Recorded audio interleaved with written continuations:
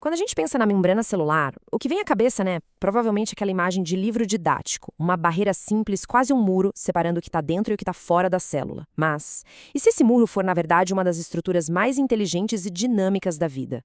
A história real é muito, mas muito mais interessante do que parece.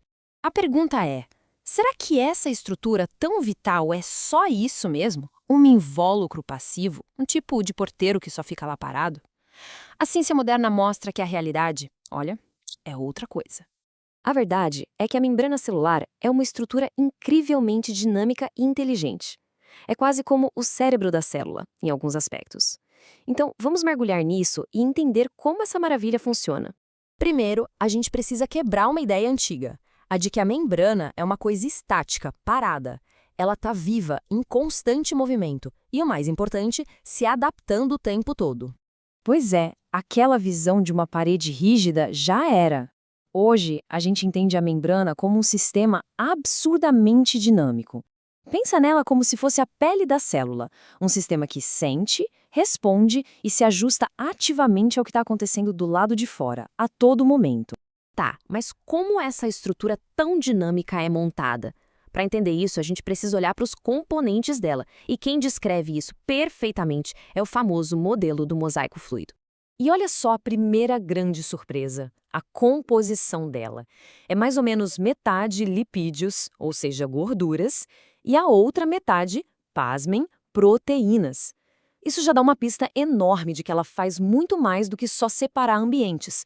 As proteínas estão ali para trabalhar.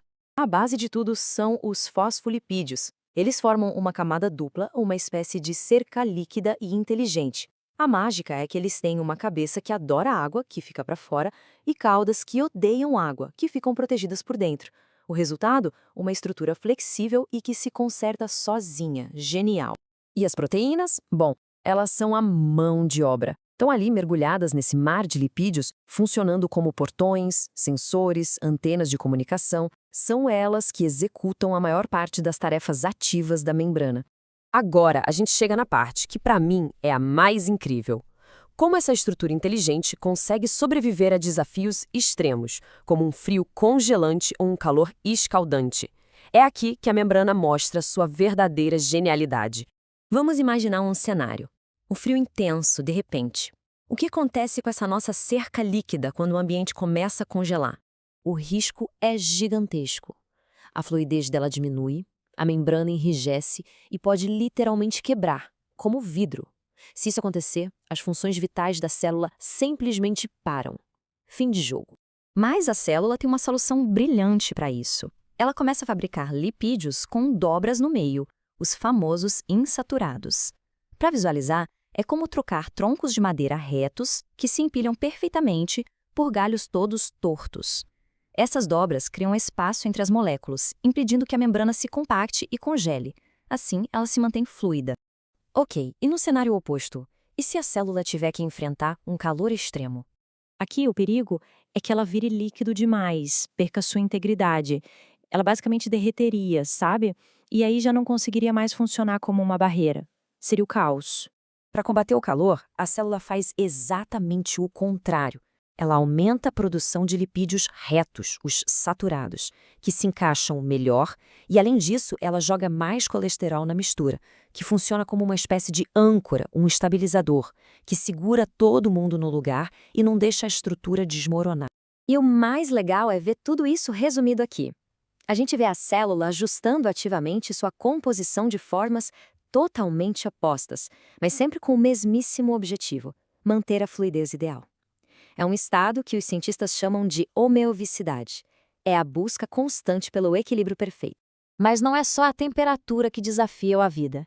E aqueles organismos que vivem lá no fundo do oceano, sob uma pressão que esmagaria qualquer coisa?